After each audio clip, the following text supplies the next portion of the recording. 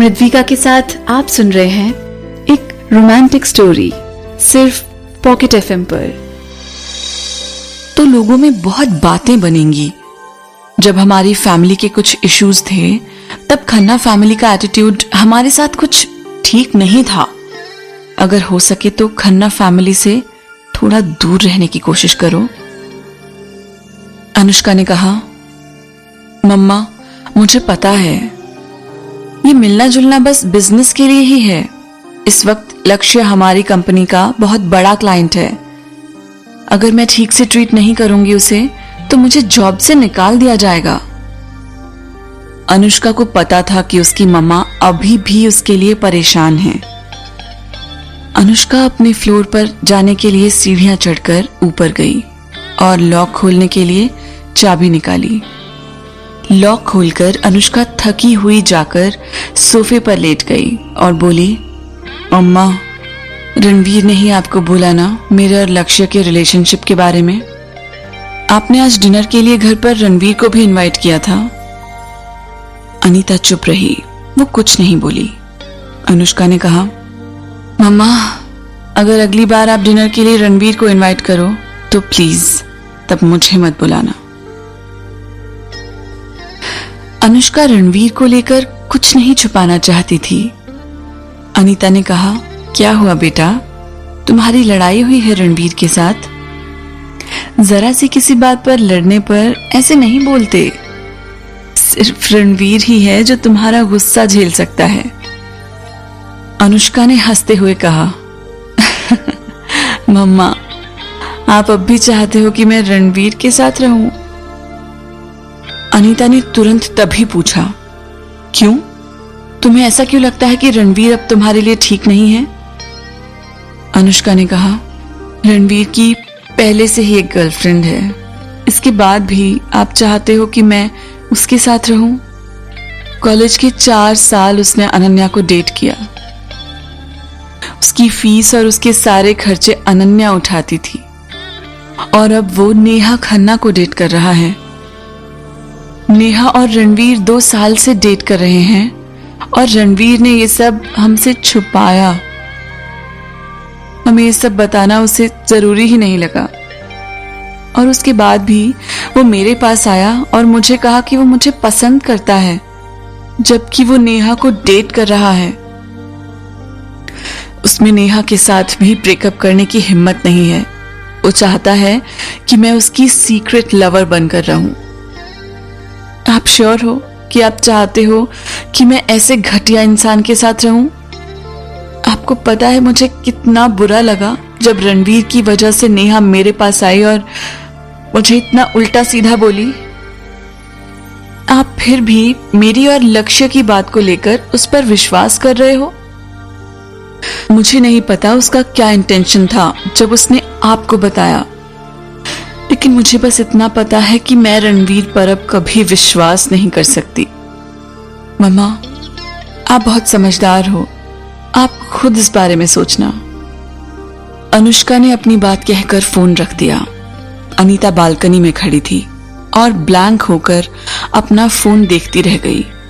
वो मुड़ी और अंदर लिविंग रूम में रणवीर को देखने लगी जो अनिल के साथ चेस खेल रहा था। अनीता ने आह भरी और घर के अंदर चली गई। अनीता का बिहेवियर अब रणवीर के साथ पहले से अलग था। कंस्ट्रक्शन साइट पर 7 स्टार खन्ना होटल की सेरेमनी थी। खन्ना कंपनी और खुराना कंपनी दोनों ही सेरेमनी अटेंड कर रहे थे।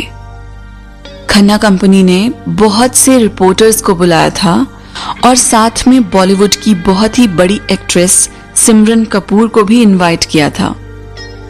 वो बॉलीवुड की सबसे बड़ी हीरोइंस में से एक थी। खन्ना कंपनी ने एक बहुत ही बड़े लेवल पर सेरेमनी अरेंज की थी। अनुष्का को होटल की डिजाइनर के तौर पर इंट्रोड्यूस करवाया गया। किसी ने उम्मीद नहीं की थी खन्ना होटल के लिए एक लोकल आर्किटेक्ट को सिलेक्ट किया जाएगा। अनुष्का एक लोकल आर्किटेक्ट होने के साथ एक यंग आर्किटेक्ट भी थी जिसे काफी कम एक्सपीरियंस था। इससे ये पता चला कि खन्ना कंपनी ने एक बहुत ही बोल्ड डिसीजन लिया था। खन्ना कंपनी कॉन्फिडेंट थी अपने इतने बड़े होटल के लिए एक नए आर्किटेक्ट को प्रोजेक्ट देकर, जो कि नॉर्मली कोई कंपनीज नहीं करती। अनुष्का के डिजाइन बोल्ड और मैच्योर होने के साथ साथ वो एक बहुत ही सुंदर लड़की थी, जिस वजह से वो हॉट टॉपिक बनी हुई थी और रिपोर्टर्स का ध्यान अपनी तरफ खींच रही थी। रिपोर्टर्स ने अनुष्का से सवाल पूछने शुरू किए। तभी सिमरन कपूर ने वहां आते ही सब बदल दिया। रिपोर्टर्स ने अपना फोकस सिमरन कपूर की तरफ किया। सिमरन कपूर और लक्ष्य खन्ना साथ में ही आए थे। उन दोनों की एंट्री ने सबका ध्यान अपनी तरफ खींचा। सिमरन और लक्ष्य दोनों साथ में अच्छे लग रहे थे।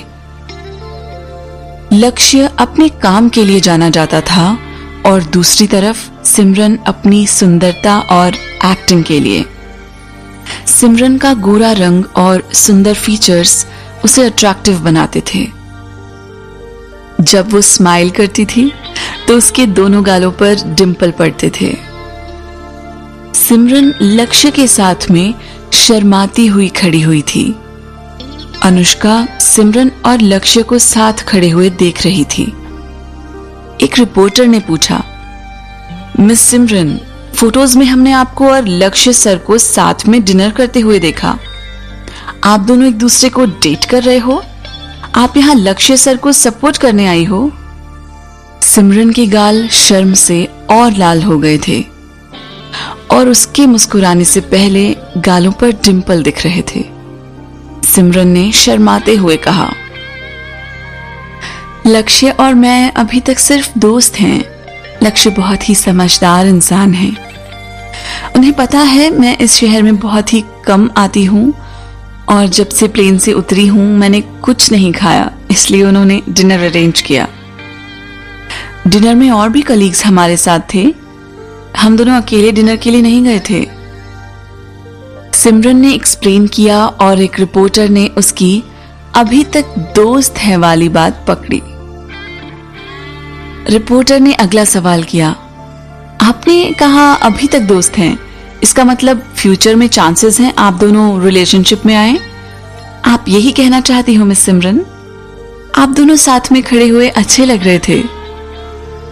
आपके दिल में कोई फीलिंग्स हैं लक्ष्य सर के लिए? सिमरन शर्माई और शर्माते हुए लक्ष्य की तरफ देखने लगी, जैसे उसके पास कुछ है कहने के लिए, लेकिन उसने नहीं कहा। सिमरन ने लक्ष्य को देखने के लिए अपना सर ऊपर किया क्योंकि लक्ष्य बहुत लंबा था। लक्ष्य सिमरन के बराबर में खड़ा हुआ था और लंबा तगड़ा शरीर होने की वजह से सारी ठंडी हवा सिमरन तक नहीं आ पा रही थी। लक्ष्य के साथ में खड़े होने की वजह से सिमरन को इस कहानी में आगे क्या होगा जानने के लिए सुनते रहिए पॉकेट FM।